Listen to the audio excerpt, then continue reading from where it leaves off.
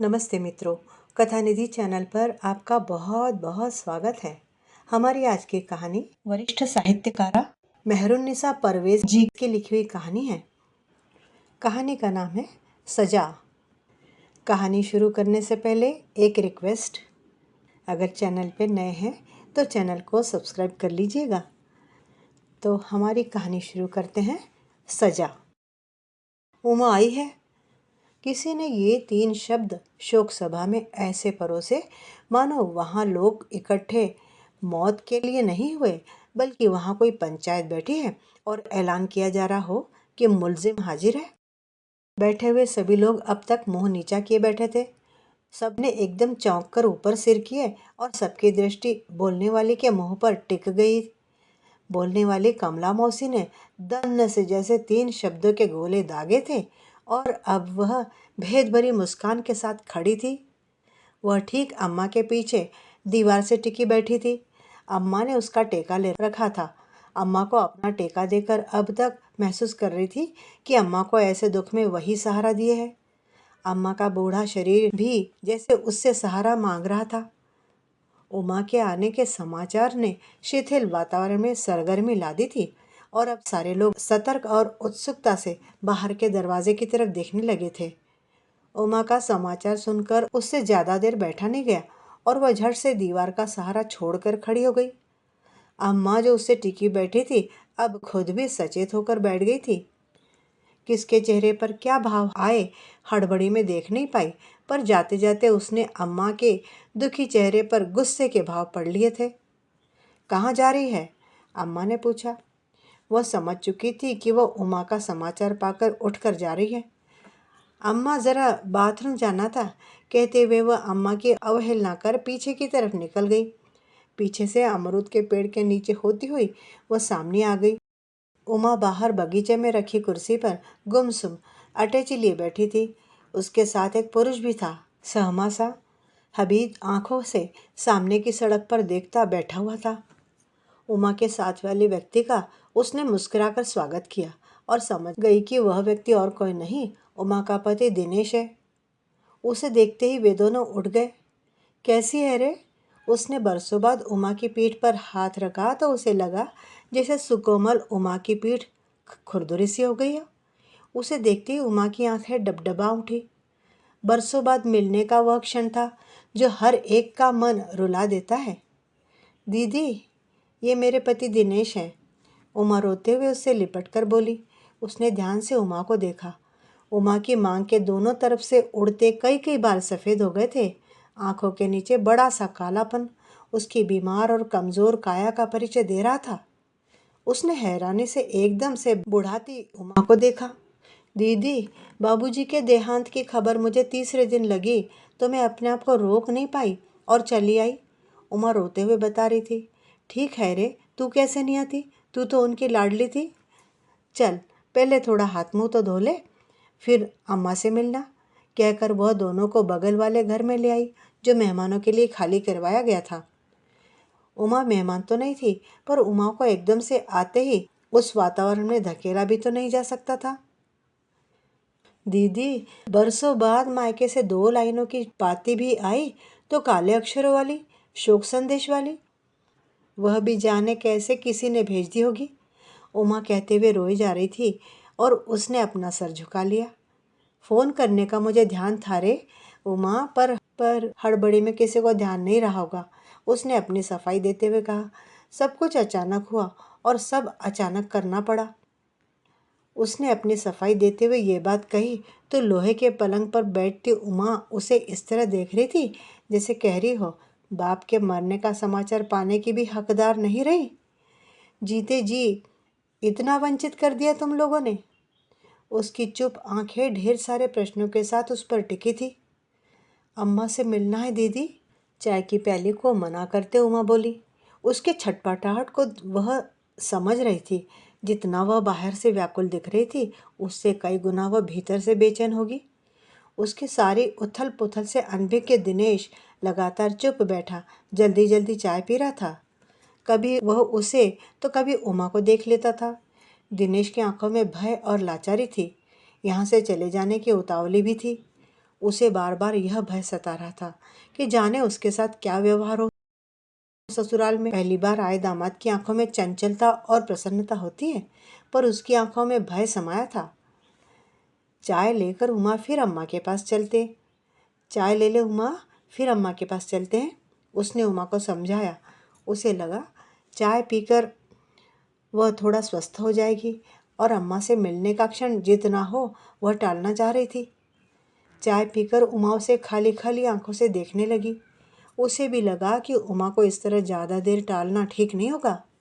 चल रे, अम्मा से मिल लेते हैं, उसने अचानक कहा तो दोनों एकदम से खड़े हो गए। उमा तो देर से इसी क्षण के लिए जैसे आतुर सी थी। दिनेश को साथ ले जाना ठीक होगा या नहीं सोचती रही, पर जैसे दिनेश तो उमा का आंचल छोड़ना ही नहीं चाहता था। तब उसे ऐसा लगा जैसे किसी नए अपरिचित के घर में छोटा बच्चा अपनी माँ के पास ही मंडराता रहता हो। बिल्कुल दिनेश उसे वैसा ही लगा।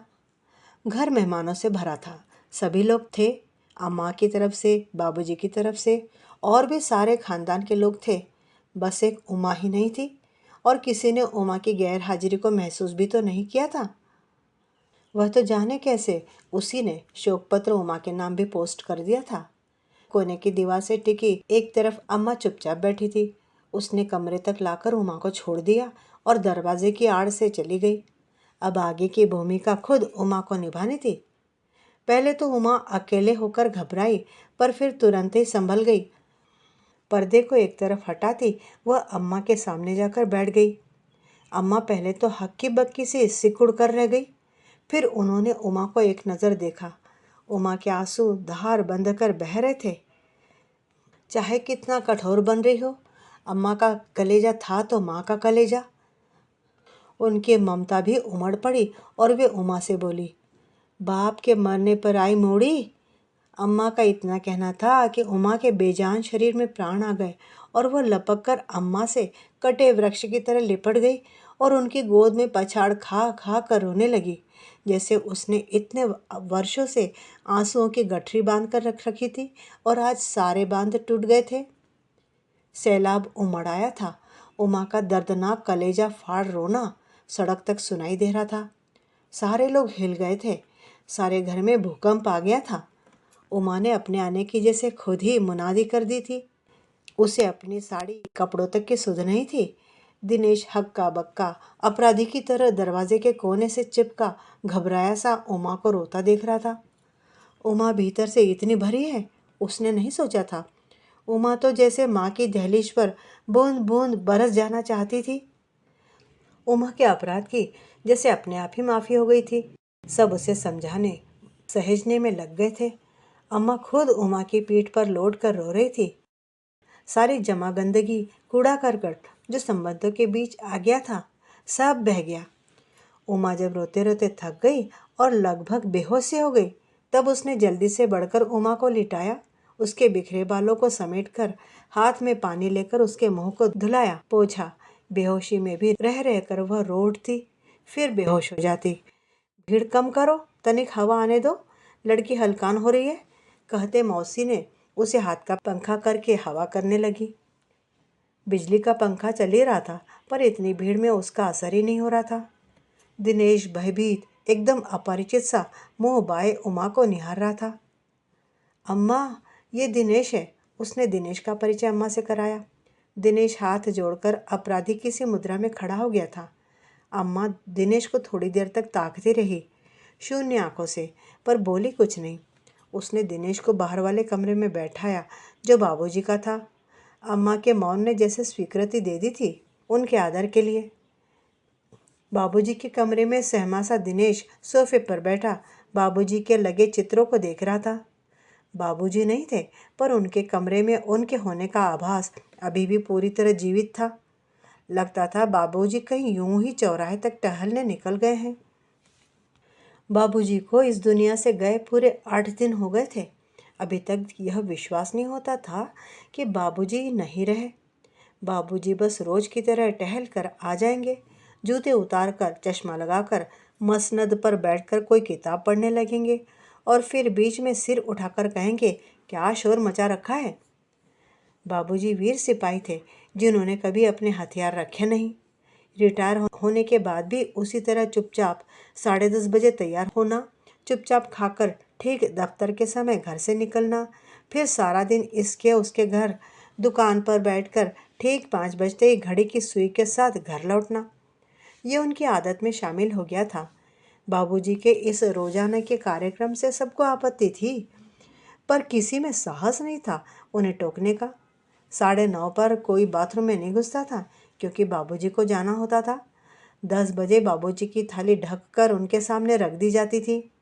ठीक 10:30 बजे वे पहले की तरह सजे धजे घर से निकल पड़ते। जब शाम को लौटते तो न जाने क्यों वे खोए खोए से रहते। आकर काफी देर तक अपने कमरे में चुपचाप से कुर्सी पर बैठे रहते। कोई भी उनके कमरे में जाने का साहस नहीं करता था। फिर अम्मा हाथ में चाय का प्याला लेकर कमरे में देने जाती थी, तब वे चौंक कर सतर्क होते और फिर अपने को ढकने लगते। इधर काफी दिनों से बाबूजी का ब्लड प्रेशर बढ़ गया था। डॉक्टर चाचा, जो बाबूजी के बचपन के सहपाठी थे, वे ही सारी उम्र बाबूजी की देखभाल करते रहते। बस केवल उन्हीं का कहा मानते थे बाबूजी, वरना बाबूजी किसी की नहीं सुनते थे। चोरी छुपे वे घुमा फिरा कर कहने लगे थे, भाभी अब इन्हें बाहर जाने से रोको, दिन में घर में आराम करने दो। लेकिन किसी में भी हिम्मत नहीं थी कि उनके टाइम टेबल में ज़रा भी कोताही करे। एक दिन दाल नहीं बन पाई थी, या अम्मा ने जानबूझकर देर कर दी, तो बिना खाए पिए ही चले गए। एक दिन खुद जब अम्मा ने डॉक्टर चाचा से कहा कि आप खुद ही उन्हें बाहर ना भटकने और घर में आराम करने के लिए कहो ना, तो डॉक्टर चाचा अक बका कर कन्नी काट गए। सब जानते थे बाबूजी को रोकना या टोकना एक बड़े संकट को न्योता देना है। आखिर जिस व्यक्ति ने पूरे 40 बरस नौकरी की हो, आंधी पानी बीमारी मौत में भी एक दिन की छुट्टी ना ली हो, घर में न रुका हो, उस व्यक्ति को इतने बरस बाद रोकना या टोकना समय को ही रोकना था। बापूजी को घर परिवार नाते रिश्तेदार दोस्तों ने घड़ी की सुई की तरफ चलते देखा था। रुकते नहीं, उनका रुकना घड़ी की बैटरी खत्म होना था। उनके बगल वाला छाता सर्दी गर्मी बरसात हमेशा साथ रहता, कभी कहीं नहीं छूटा, ना ही कभी चोरी हुआ। समय के पाबंद बाबूजी को किसी ने बिस्तर पर पड़े नहीं देखा, रुकते नहीं देखा। चलते तो इतना तेज कि कोई उनके साथ चल ही न पाता। अम्मा कभी साथ होती तो अम्मा और बाबूजी में आधा फरलांग का फासला हो जाता। अम्मा नाटे कद की, भारी शरीर की थी, चलती तो बहुत ही धीरे, चींटी की तरह। वह या भाई बहन कोई भी उनके साथ नहीं चल पाता था, सबको दौड़ लगानी पड़ती थी।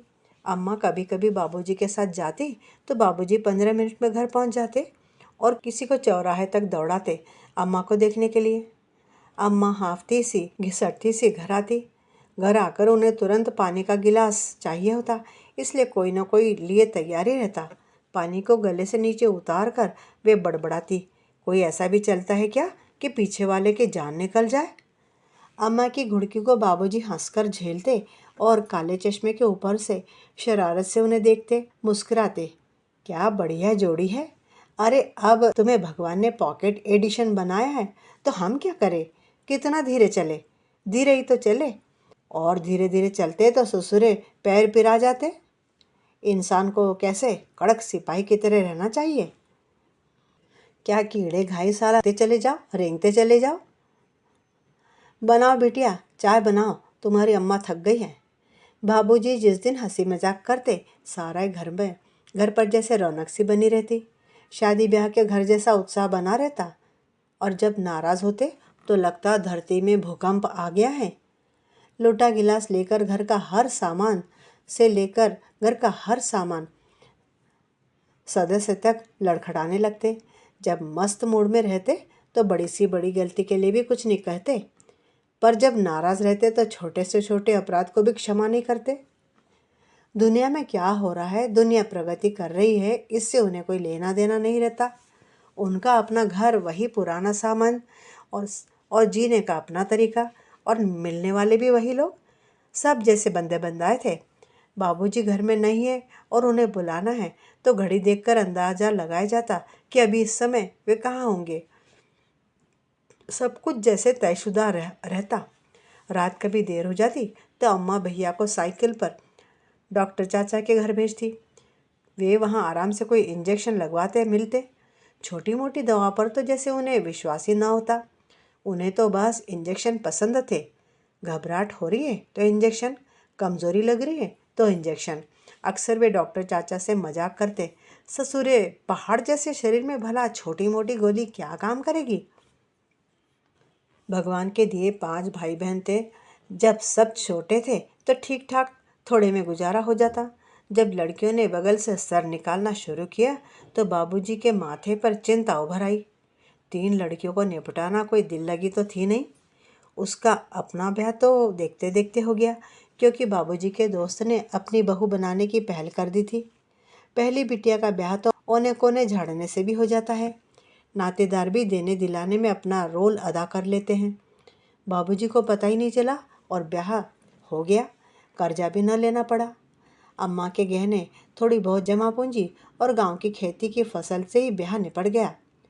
दूसरी थी उमा। उमा के समय तो जैसे सबकी आंखें बाहर निकल आई। जमाना भी आगे सरक गया था। इस बार रिश्ते आते और उनकी बेशर्मी से मांगी रकम सुनकर सब दंग रह जाते। पहले तो एमए करने के बाद बाबूजी ने उमा को 2 बरस ब्याह के लिए रोक रखा था, पर जब कहीं जुगाड़ी न हुआ तो बहुत ना नू करके उसे नौकरी की इजाज़त दे दी। उमा ने भी रो रो कर नौकरी के लिए हामी भरवा ली थी उनसे। उमा को बैंक की नौकरी से पूरे 3,000 नगद जो हाथ में आते, उससे सबके मुंह बंद हो गए थे। 3,000 का आकर्षण बहुत बड़ा था।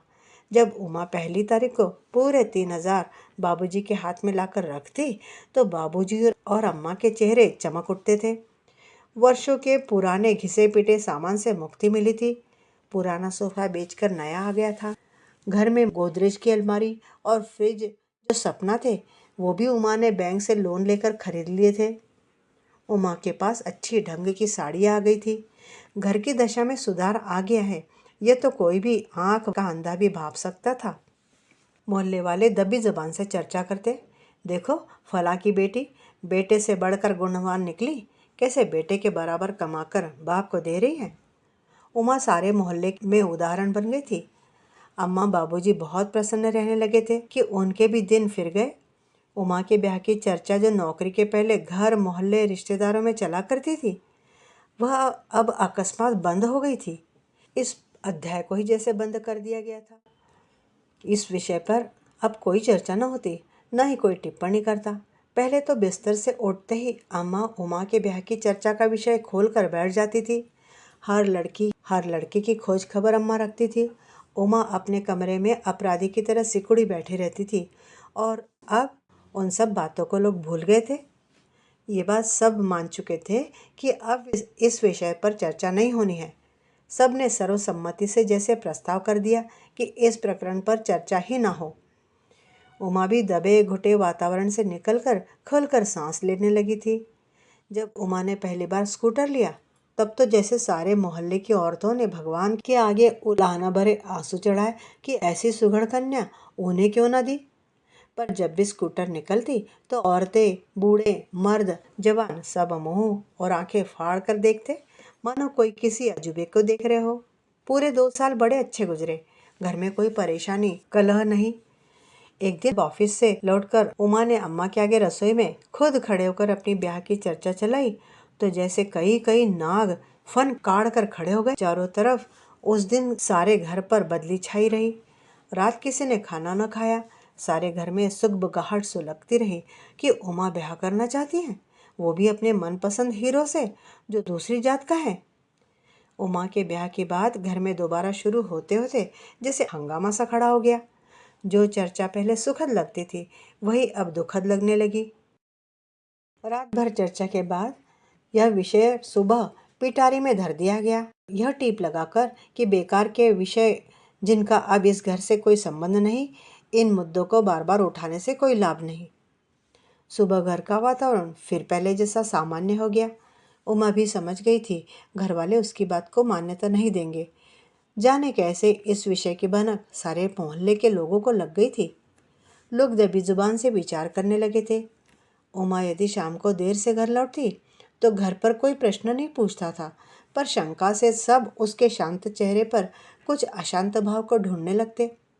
उमा को देख कहीं से ये नहीं लगता था कि भीतर से वह कहीं अशांत है। उस दिन तो जैसे घर में कोहराम सा मच गया जब उमा रात 11 बजे तक भी नहीं लौटी। घड़ी की सुई आगे और आगे बढ़ती गई, पर उमा का कहीं पता न था। बाबूजी कई बार जूते पहनकर चौराहे तक देख आए थे। अम्मा तक जब रास्ता देख देख कर थक गई तो चप्पल पैरों में डाल गली के आखिरी छोर तक डोल आई, चुपचाप, ताकि कोई देख न ले। देखते ही मोहल्ले के लोग पूछ परख शुरू जो कर देते। रोज सुबह अम्मा शंकर जी के मंदिर में जल चढ़ाने जाती थी, पर दूसरे दिन नहीं गई। बाबूजी 2 बार उमा के दफ्तर जाकर चक्कर काट आए। उमा के दफ्तर से पता चला कि उसने 1 महीने की लंबी छुट्टी ले रखी है। सुनकर बाबूजी हक्के बक्के रह गए। दफ्तर वाले भी दंग थे कि लंबी छुट्टी की खबर बाप को कैसे नहीं थी, जबकि दरखास्त में तो उमा ने बाप की बीमारी का ही उल्लेख किया है। बाबूजी किसी तरह हाँ हूँ करके खुलती बात को ढकते लौट आए। उनके लौटते ही अम्मा को घबरा कर चक्कर आ गया। उनका ब्लड प्रेशर एकदम लो हो गया। डॉक्टर चाचा के लिए तो जैसे घर में ही अस्पताल खुल गया था। अम्मा को संभाले या बाबूजी को, घर एकदम मनहूस सा लगने लगा था। खाना पकता था, कभी खिचड़ी तो कभी दलिया, वह भी डॉक्टर चाचा की डांट पर खाया जाता। 1 दिन, 2 दिन और फिर पूरा सप्ताह ही बीत गया। आखिर कितने दिन और बात दब कर रह सकती थी। कोई न कोई व्यक्ति बाहर दिखता तो पूछ बैठता, उमा नहीं दिखती, क्या बात है, बीमार है क्या? जाने कितने प्रश्न रोजाना घुमा फिरा कर पूछे जाते। पहले तो धड़ल्ले से उसके स्कूटर को लोग आते जाते देखते थे। अब क्या हुआ? ठीक 8वें दिन उमा का टेलीग्राम आया दिल्ली से। उसने आर्य समाज के मंदिर में दिनेश से ब्याह कर लिया है।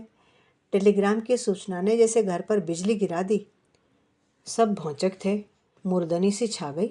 उमा ऐसा करेगी, किसी ने कभी सोचा भी नहीं था। बात धीरे धीरे बंद दरवाजे से निकलकर हवा के साथ बाहर मोहल्ले में फैल गई। जब पहली बार नमो की सास ने आकर पूछा तो सबने सोचा मेहरी ने बताया होगा, पर आखिर कब तक बात ढकी मुंदी रहती। आखिर एक दिन तो सबको पता लगनी थी, और उस दिन तो हद हो गई जब उमा ठीक संध्या के झुटपुटे में लाल बनारसी साड़ी बांधे, गहने पहने, सिंदूर महावर लगे पैरों से जब टैक्सी से पति के साथ उतरी तो उमा की दिलेरी ने तो सबको पत्थर बना दिया। छोटी ऋतु ने जब दौड़कर भीतर अम्मा को समाचार दिया तो झट से बाबूजी की सलाह पर बाहर का दरवाज़ा बंद कर दिया गया। उमा सड़क पर हक्की बक्की सी खड़ी रह गई। पड़ोस की वर्मा चाची ने उमा और दिनेश को अपने घर बैठाकर 1 गिलास पानी पिला दिया था, पर यह करके जैसे उन्होंने इससे दुश्मनी मोल ले ली थी। फिर कभी अम्मा बाबूजी उनसे नहीं बोले। उमा पति के साथ जैसे आई थी वैसे ही लौट गई और समझ गई कि यह दरवाज़ा उसके लिए हमेशा के लिए बंद हो गया है। सारा मोहल्ला अपने अपने दरवाजे के सामने खड़ा तमाशा देख रहा था। उमा रोते हुए लौट गई थी। अब उसकी गिनती कुलक्षणी की हो गई थी। चील चाहे मीलों चक्कर लगाकर अपना दायरा बढ़ा ले, पर वह उसी दायरे से वापस अपने बिंदु पर भी पहुंचती है जहां से उसने चलना शुरू किया था। उमा भी उसी तरह उसी मोह में बंधी घर लौटी थी। मनुष्य के मानसिक और सामाजिक व्यवस्था ऐसी है कि वह सामने वाले को कभी माफ़ नहीं करता।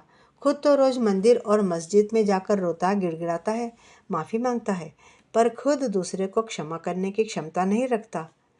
मनुष्य की याद रखने की मनोवृत्ति, और वह भी दूसरों की गलतियों को याद रखने की मनोवृत्ति, बड़ी गजब की है। वह सामने वाले के गुण तो कभी याद नहीं रखता, पर उसके अवगुणों का लेखा जोखा हनुमान चालीसा की तरह याद रखता है। क्षमा करने की योग्यता उसमें नहीं है भी तो वह उस योग्यता को पनपने नहीं देना चाहता। बस इसी स्वभाव के कारण उमा का अपराध कभी क्षमा योग्य न बन पाया, न माना गया। उमा को पहले घर से, फिर रिश्ते से, फिर दिमाग से, यादों से तक निकाल दिया गया। कोई भूले से भी उसका नाम नहीं लेता था। बाबूजी ने जीते जी कभी उमा को क्षमा न किया, पर जैसे मरकर उसके लिए जगह खाली कर दी थी। शाम को जब उमा उसके पास बैठी थी तो अचानक बोली, दीदी तुम सोचती हो मैं इस घर से चली गई थी? नहीं, मैं तो इन्हीं किवाड़ से लगकर बरसों खड़ी रही। शायद कोई द्वार खोल देगा।